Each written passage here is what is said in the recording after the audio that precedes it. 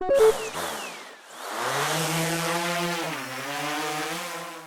guys, Seth here from DroneDJ. We're doing something different this week. Instead of a video of me and Ife, it's just gonna be me. We're gonna be at CES this week. We're gonna check out Skydio. We're gonna check out Autel.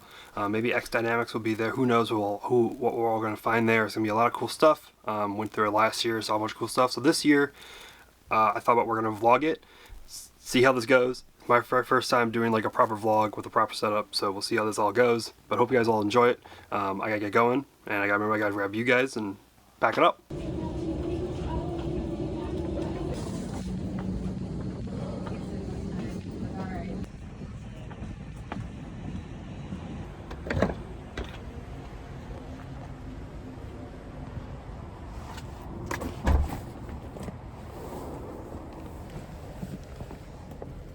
Alright guys, made it to the hotel room. Didn't really show much last night because I got in way too late. So yeah, but look at the view. Pretty awesome view there. I think that's probably one of the better views I've had since this patrol, especially if you look out this way. Way better for that. I think the convention center is over in that direction too as well. So some of the companies I'm looking for to scene this year at CES would be, of course, Skydio and Autel, because Autel's released a new drone, and I always like pushing Skydio to see when we're going to see a Skydio 3, although I don't really think we're going to get that anytime soon, sadly. I did look, and X Dynamics isn't there. I didn't see DJI. There are a lot of suppliers for drones that we can go around and check out and see. Some people who make GPUs and people who make like kind of just chips inside the GPU, inside the drone that we can go check out. So maybe we'll go around and see there. Maybe we'll just speed run the expo floor. I do know there's some air taxis that we're gonna go check out as well that are pretty cool. I think SkyDrive is back again as well. So we'll go check that guys out. I'm gonna go have breakfast with a lot of people from the network. See you guys later.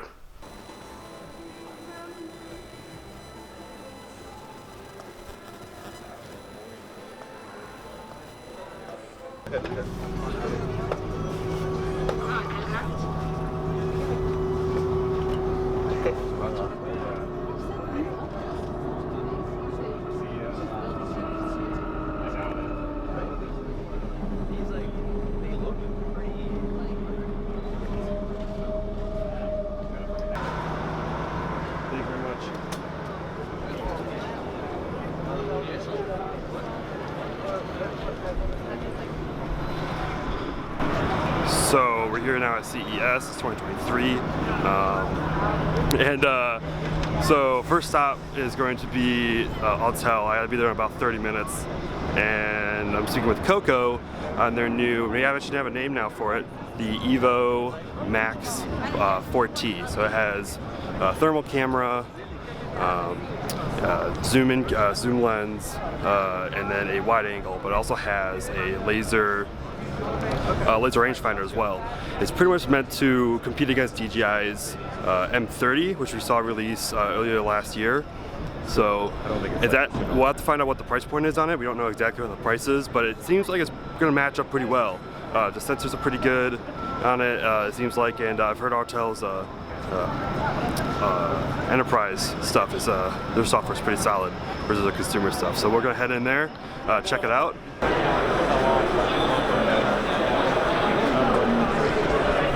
There's a lot more people here than last year. I came here last year just to check out also Autel. Sony's right next to them as well this year again. So we'll probably check out their Air Peak. I don't know if there's going to be someone to talk to about Air Peak. Like kind of like last year, there was no one as well. Wow, there's a lot of people here.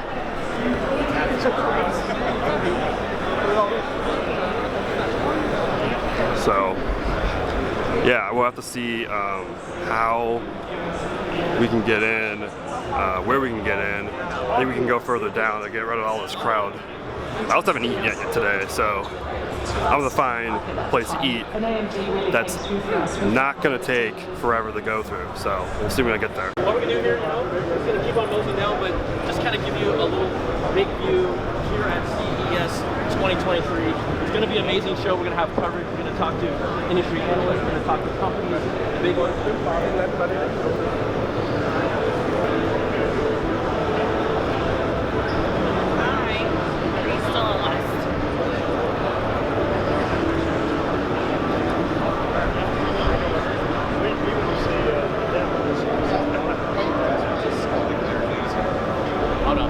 We were walking around a little bit yesterday, and it's crazy how much they can do in a short amount of time to build these booths out. I mean, we had TCL here and Samsung, but like Panasonic wasn't that built up yet. I mean, you know, all these different companies, they just built them up in like one night, and it's kind of insane.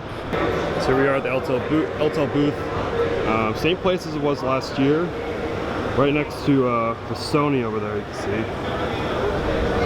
And this is the new drone right over here. Oh yeah. It is.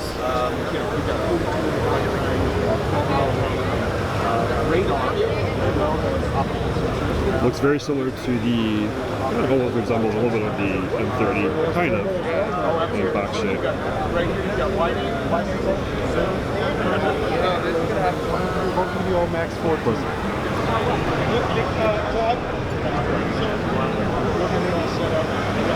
Alright, so I'm here with Max from Autel. Good to see you again. We were here last year.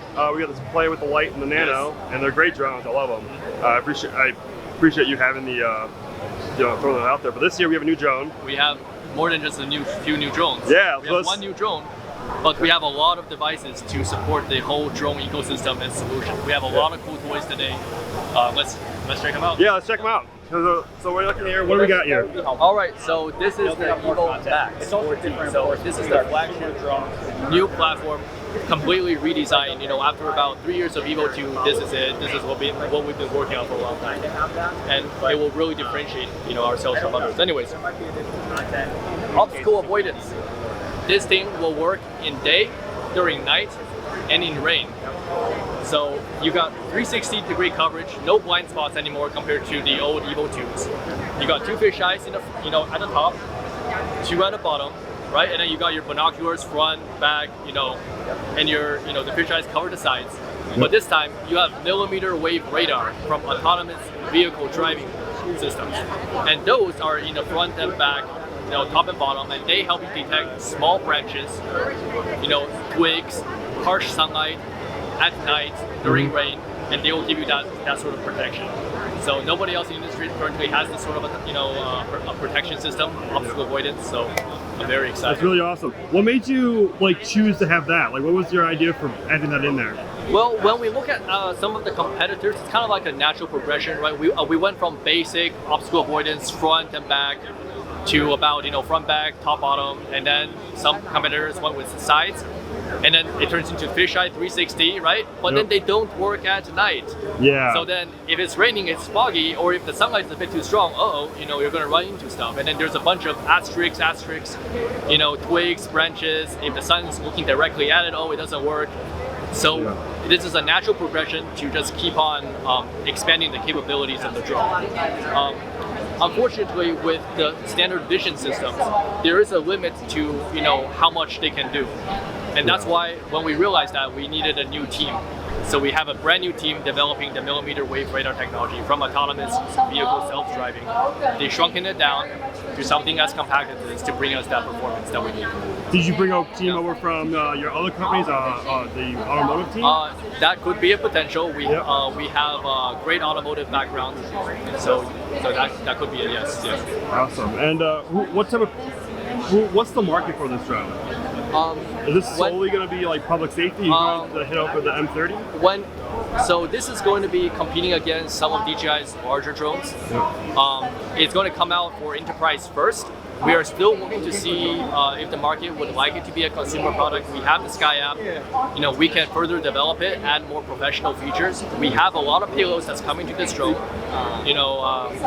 That's coming in the future. We don't know if they will be released at all. A lot of products that axed halfway through production, maybe due to market size, customer demand. So if there's a great interest, I think there is a possibility. But don't hold up to it too much. It is an enterprise product, first and foremost. Public safety, mapping, security, stuff like that. So your laser rangefinder, thermal, wide angle, and tele, right? Yes. So we have the laser rangefinder. You get up to a mile. up to a mile, and then 640 by 512. That's kind of the industry standard right now. And then for the zoom, you get a 10 times optical and 160 digital. Gotcha. You can see stuff up to about 1.5 miles away. We've identified the license plates up to that distance. Gotcha. So that's our standard. What else are you looking at putting on there? If you're able to share any of that. There is a possibility of mapping payloads. Mapping? But be on the lookout for that. It's not confirmed. So other than the obstacle avoidance, we have done some major rehaul to the connectivity transmission system of the drone. So this runs on the brand new Skylink 3.0. So it is now quad frequency band. You can get 900 megahertz, 2.4, 5.2, and 5.8. We've specially tuned it for urban environments next to power lines, very high, I would say, interference, EW, stuff like GPS spoofing, where somebody leads the drone away with a counter drone system. So it is a really, really hardened, drone against that kind of interference. And what is coming with Skylink 3.0 is our all-new brand mesh network technology called AMesh 1.0. And what that allows to do is actually, it allows this drone to connect and communicate with other drones. So historical systems, traditional systems, you have one pilot, one drone, and that's it, right? Now you can have a fleet of drones, like say 5, 6, 7, 8, 9, 10. Each one of them have a range of 12 miles. So we can imagine, if I'm a pilot, I'm piloting this drone. Yeah. And you have another drone that's 12 miles away. You have another drone that's 12 miles away. The pilot can expand their range from 12 to 36. And if you turn it into like a circle, like an area coverage, you can cover hundreds of miles. Brand new Autel Enterprise app, I can see what other pilots are flying within my feed. I can have one feed on my screen, right, on the tablet, showing what I'm flying, right, thermal, wide. I can bring in another drone's feed. I can bring in another drone's feed. Awesome. If there is like a tree between me and my drone, or a hill, and I can't get direct signal, if there's another drone out there, just go like that. Just go like that, yeah. Yeah, so it's like having satellites in orbit. Yeah. You can bounce. Yeah, everything is offline. This is not a 4G. Everybody else runs on 4G. If you're in a remote area, if natural disaster, some things are down, infrastructure is down, this will work just as it should be. Awesome. So. And to work to help with this, we have a brand new product called the Mobile Awareness Kit. So this little device here goes onto your chest. It flips down like this. It's a communications network. So you can use it to text, chat, or do video call, or share video with anybody within the mesh network vicinity. So something like this, with the support of Dragonfish, which is also supported, will give you coverage up to 1,000 miles. Okay.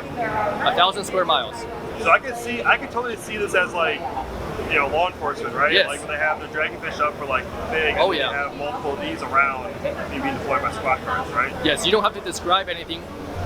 We may sell this in sets of 6, in sets. You're out on the field, right? Let's say you're in law enforcement. You're going down a block. Everybody has one of this. You can see where you are, as well as where your teammates are, as long as they broadcast their location. Yeah. On a map, you can see where the drones are. You can see what the drones are seeing. You can see what other pilots are seeing. Gotcha. And you can put everything on a map.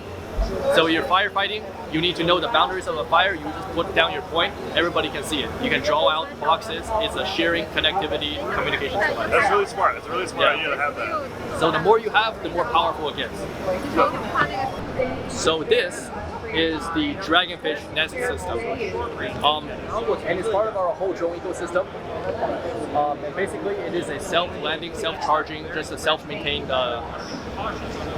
like a drone base you can put way out in the middle of nowhere. Yeah. One of these cover about 120 kilometers, like 70 miles. I forgot. I'm not good on that. It's close. Yeah. So then you can imagine use cases like power line inspection, border security. Mm-hmm. You can think about mining operations, like those big open pit mines. They introduce the security once the sun sets. Here you go. And what it will do is the whole assembly slides out, right?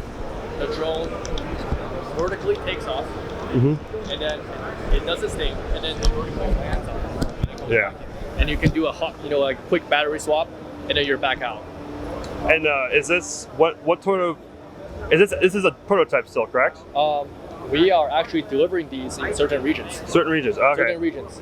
Not in the US yet, not fully released in the US yet. Gotcha. So, and then it will take off like this. Of course, all your enterprise stuff, you kind of keep your prices close. Are you able to say price-wise, even for like the Max, how much that would cost to set you back? Pricing will be out, I think, further this month. Okay. But it will be definitely cheaper than the DJI M30? Yeah, the M30. Okay. Because it's a smaller unit. It is smaller. It resembles a little bit of it, but I think that's just physics at that point. Like, kind of, you can only do so much. Yeah, the concept is we want to go against some of the DJI's bigger drones in a more compact package and see what we can get away with. Right? You guys seem to be growing really, really fast.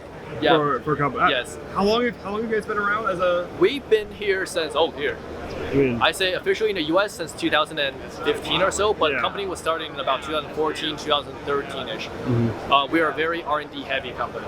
Yeah. So it seems to be paying off because you guys have been. Yeah. I feel like every year you're releasing more and more stuff every year, and it's becoming to become. Yeah. Hopefully, we always want more competition. DJI has that stronghold, and we want to have more people in there. So hopefully you guys can do it. Well, we are finally glad that we're no longer making one drone at a time. Yeah. We finally expanded outwards. How's production? Is the production good? Production. Because I know people. Production seems to always be the hardest thing. Hardest thing in Asia, not so much. Yeah. But to mass produce them and not have a failure rate that's just like super high is pretty dang difficult. Yeah. We've seen some of the earlier competitors in like the 2010s, like 2017, 2018, they got a battery drop-off issue. Okay. The recalls, even now it's still happening to some of our competitors. It is tough making these things consistent. Yeah, but as all the little things add up. It's the little things. Yeah, so I didn't expect to be speaking with Max this time. I thought it would be Coco, the marketing manager, which didn't say Max. So that's awesome. I always love talking with Max. He's a great guy. And I think their company is really doing great things. There's a little bit of some issues I think with reliability and like plug and playness of their series of their light and nano drones, but I think they have the right heart and mind, and I think they're really going to try to push and get rid of that huge market domination by DJI. So here we go. We're going to go in Sony right now because they're right next door, and they have, of course, Sony's huge company. They have to do a lot of different things. They have a car here, they have PlayStation, but over here in their film area, they have a little display of their AirPeak. And there's nothing new with the AirPeak. I think they released some a new accessory. I think it's a battery management thing, similar to what Autel has. And I'll show it to you here, right here.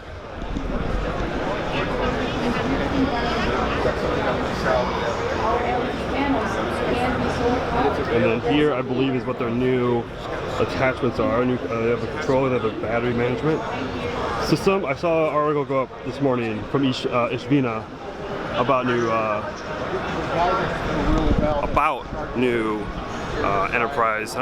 new accessories for it. There's not much else here. They really there's no one really here to talk to you about it, like usual. But there's the AirPeak as well here at CES. I got lunch and I got caffeinated. So some of the other people at our network have been sending me some photos of some drone stuff around the convention. So I'm gonna try to burn off those calories I just ate and do a loop around the central hall. That's where I'm at right now. Big loud TV, I'm sure you guys heard that. But the central hall, there is the central hall, I think it's either the north or south hall, I don't remember which one that's called, and then the west hall. There's some weird, interesting things in the west hall that I'm looking forward to getting to go check out again and talk to some people about. And other than that, I mean, there's a lot of like screens and a lot of like kind of cool, interesting, weird screen stuff here and tech things that aren't really drone related. But every so sprinkled in all about it all is some drones. So just gotta keep your eyes peeled, and we'll find it. One more thing I want to mention is I already have another bag that I acquired from Autel. So I hope I don't get more of those because I'm gonna run out of room real quick on my limited luggage space. I think I got a coffee mug and a few other things. I got a t-shirt, and surprisingly the t-shirt is my exact size. So I don't know how I got that lucky, but I did. So I am just done with the the Central Hall, and that's kind of where the main stuff is. That's where, you know, you have Sony's booth, TCL, LG, all that kind of like, all the TVs and stuff like that, and some gaming and whatnot. All the really big companies are all over there. You get over into the other halls, like the West Hall and the Central and the North Hall, you kind of get into more specialized items, some more automotive stuff, and mobility items, which we're talking that I hate the word mobility. I see mobility everywhere, and that doesn't mean that mobility is, you know, what you think it is. That can be anything from a wheelchair all the way up to, you know, air taxis. So I'm here now at the West Hall. A lot of automotive, a lot of cars, a lot of yeah, mostly all cars here. And there's a lot of EVs, a lot of driverless stuff, but I mean, these are technically drones. I mean, they're unmanned and they drive themselves. So I mean,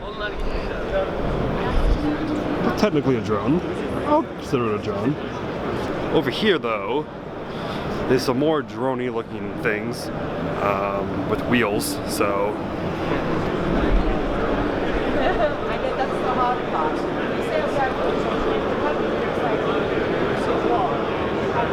kind of looks like a spot on wheels. So yeah, that's some interesting stuff going on there too. I mean, it's not really drone-y. I mean, it's not like a drone.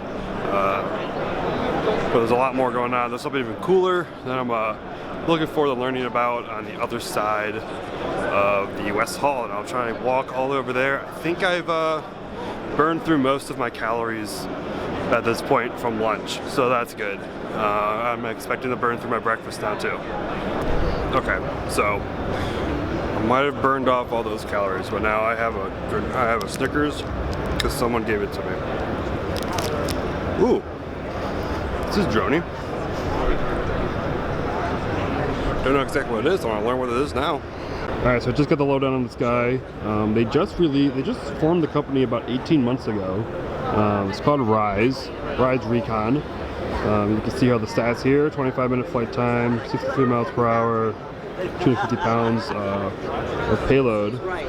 So interesting about them is that they're actually not really going for like the enthusiasts, like kind of how we've seen other companies make like flying motorcycles. They kind of seem like it's not really for enthusiasts. It's actually they're targeting ranchers and farmers. For instead of taking side-by-sides out, they'll be able to fly this around their property, and it's much faster, and it's all batteries.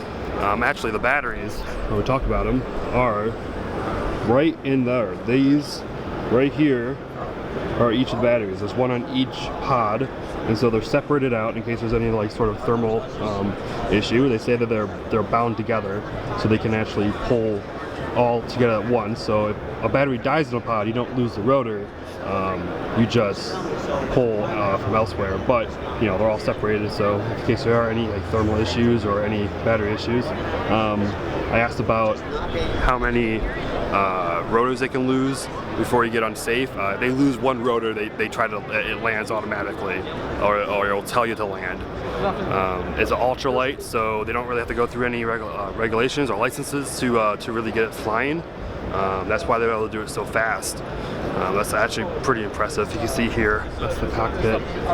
This is their first prototype. It looks like there's like an iPad in there almost. And they've already flown it a few times. They built the second one out there. They're actually going to try to fly them here. So at 4 o'clock, I remember to see if I can get outside, see that thing take off. All right, well, while I pass the other Autel, this is not the Autel you think of. That's their automotive Autel. So, as you mentioned from Max mentioned, I don't know yet, I'm gonna put the full interview of Max in this vlog. I think I might put only part of it in there, but he mentioned that they could pull some automotive people, either to Autel Robotics or from robotics to Autel Automotive for their autonomy features that they're building out of their drones. So, okay, so these guys over here, AO, give a little look at them. AO, these guys, they're kind of like robotic nurses, I guess is the best way to put it. Or kind of like healthcare assistance. That's kind of what they're designed for, around the house or at a hospital to help out with nursing staff, or you know, if you have someone elderly who has at-home nursing staff to kind of help to replace them instead. They have all these different arms, all these different attachments on these things to like open and do things and like disinfect the surfaces with UV light. It's a drone. It moves on its own. That's my definition of a drone from now on. So yeah, all this other stuff. These guys are cool. Well, That was awesome. so you find all these weird, one-off little weird things as you keep walking around that well, it's not a quadcopter or something that, you know, has blades that flies. I mean, it's a robotic thing that moves on its own. That's always cool to see more moving autonomous feature items, you know, coming to the market more and more each year. Also, there's a lot of these. These are covered by Electrek because they're kind of more you know, kind of like more car-y than drone-y. These buses. These buses are all over the place on here, and they're everywhere. Like there's like, I think I saw like 5 or 6 of them so far, different designs and different stages of development. So, although those are mostly hand controlled still by now. I've only been in one of them before, and I was in Orlando once. Sorry for the loudspeaker. There we go. And so I'm gonna shift through this booth right now. So I've seen around. They're mostly controlled by a person inside anyways. So I want to see around. I think this is it really for the North Hall. I've been around here I've been around a few times, and a lot of weird things here, but nothing really drone-wise. U-Blocks is here. If you build your own drones, you might know U-Blocks. All right, I'm gonna keep going around looking at stuff. Probably will end up back at the media center and just waiting for 4 o'clock to get. Actually, I gotta get going because it's almost 3:45. So hopefully the weather clears up so we can get that demo. That'd be really cool to see that demo. Here they are, Yardbo. They're kind of, I guess they're technically a lawnmower, blower, and a snow blower, and like brush as well. There's a whole bunch of things you can do with these things. They're kind of awesome. There's a huge line here. So we're gonna check out and see a demo of what they're doing here. When the battery is low or the job is done, you will go back to the wireless docking station and charge itself for the next job.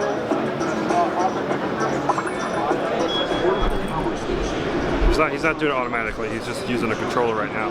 But pretty much, excuse me, pretty much what they are is that they're like, they go out like every other day to do their work, to do like a little tiny little bit of mowing along the grass.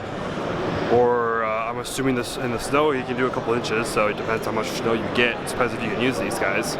They just go out every day. They're Electrek, and you can do all this stuff on its own. They don't need any poles or stakes or it's RGK as well for the GPS and GPS and RGK. So they're pretty accurate on how they can go around here. So they were here last year. They now have some attachments. Last year was just snow. Now they can mow the lawn. They can like brush the concrete, and they can blow stuff around as well, blow stuff off the sidewalk. And then there's a big old dock that they have. Let's see if I can get it over here. Right here, there. There's a dock that is, oh gosh, I am close up. That lets you change the attachments, will let you change the attachments over time. So, or automatically, I mean, not over time, automatically. So you can have one thing that does all the stuff for you, instead of having to do it manually. So that's pretty cool. Not much else around here anyways. I mean, I walked around the corner also, it's all e-bikes. So the sunglasses have come out because the sun's coming out, which hopefully means we'll see a demo of this little helicopter thing. If not, I might cry, but we'll see. Alright, so I'm over here at the West Plaza where I think the guy said the demo going on. We have a little VTOL, a little air taxi here that I'll have to check out. But yeah, I don't know where this demo is going to be. It seems to be, oh, I see it. It's over here. It was hard to see. I didn't see anything. So, okay, cool. It's here. I'm in the right place. That's good. It's over here. This little demo stuff with VinFast, some EVs. I don't know what the heck that is. That's right into the sun. See, the sun's out. There's the demo. Can't really see the screen right now with the sun, but I hope you can see it over there. Just welcome, and if you're interested, that's the Rise Recon. That's V2, so that was our second vehicle, and it's a little different than our production vehicle. Our production vehicle is an all carbon fiber frame. It's a little narrower, but it's basically the same. And this is an aluminum frame. So Eric's going to fly it. That's Eric Stefanson. He's our director of regulatory affairs, and he's going to get in, start setting it up, run through some pre-flight, and then he'll get ready to go. He's just going to hover. We're trying to stay about 5 to 10 feet off the ground here, because when you get up too high, there's no real value in it. But he could go higher. And we're limited to 2-minute flights here at CES. That's what the city, the FAA, and the Las Vegas Convention Center, who are all very gracious to let us to even fly. And it's an honor to be the first company to actually fly at CES. So we're just grateful that they're allowing us to do it. So he'll hover, he'll turn to us and do some maneuvers to give you a feel for it, feel the power of it, feel the ease of it, and hopefully you'll get a good feel for it. So what you just heard there is the tones to signal to him high voltage is enabled. You'll see a green light on every pod. That's telling you that he has active power to all the pods, and that the high voltage bus is connected for a level of redundancy in the power. Now he's going to go ahead. You'll see him pull that stick back to center.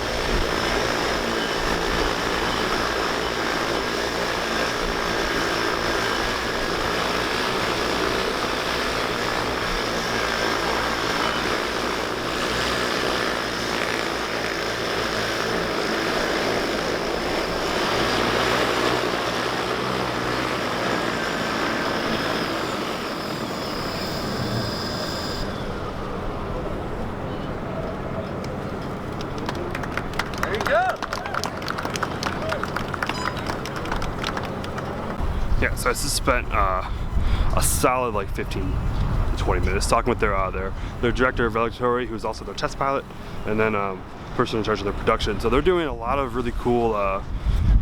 This is really cool. I mean, they're looking at it, it's more, they call it an aerial ATV rather than like, you know, like kind of like a venture mobile or anything like that. Like they're trying to make it real more practical versus other companies. We're seeing them make it look more like a toy, like a fancy toy. So I mean, it's $150,000, so it's not cheap. You know, it's still up there. I mean, it's not terrible, and it practical, it works. And they've only been at it for about a year and a half, so I mean that's good work on them to be able to do it and be able to fly it here at CES, which they mentioned they were the first company to get something to fly at this convention. A lot of work apparently had to go in the FAA to get them the approval to do that. So that's all weekend long. I'm glad I got to see it tonight because I'm leaving out tomorrow. I have this air taxi here. Check out. So yeah, I talked to someone over there. I don't know exactly who it was. They didn't really talk. Was not really talkative with the company. I'm trying to see the name. I think it's like Aka or Ashka or something like that. And they're doing a different way of doing things. So it's going to be air taxi, but it's going to be a ride share, more like a ride share. And the pilots aren't going to be contracted. So the pilots will rent the plane from the company, and then they'll take it to an airport, or they will be at the airport, I guess, already. I guess is how it works. And then the customer will use an app, some app, or some process to book the flight. It has 4 seats, so 1 for the pilot. It's not automated, so you'll have to have a physical pilot in it. So that means 3 passengers. Didn't really get any details on flight time or anything like that. I mean, it's a very interesting looking VTOL. It's got the quad, it's got the wing, it's got all that stuff. So that's an interesting company to look into. I don't know that ATV there, what do they call it? That I'm still mind blown by that. That was really cool. So, all right, I will see you guys. I think I'm done pretty much for the day. So I'll see what I do for the rest of the vlog. Hey guys, I don't know exactly what the last time I recorded is. I think I talked about seeing what I was going to do when I was done with the show. I'm done with the show now. It's Friday. The show goes on for the weekend, but you know, after the first day, it's pretty much all the same stuff. I've already seen it all, so I'm going to be heading out. I'm going to end the vlog pretty much here. CES 2023. Make sure you check out DroneDJ.com for a lot of news. I'm going to be writing some for the articles, some of the stuff I saw, and hopefully stay tuned. I'm going to follow up a lot of the companies that I saw and I talked to about and kind of see how CES went for them. So I'll see you guys all later.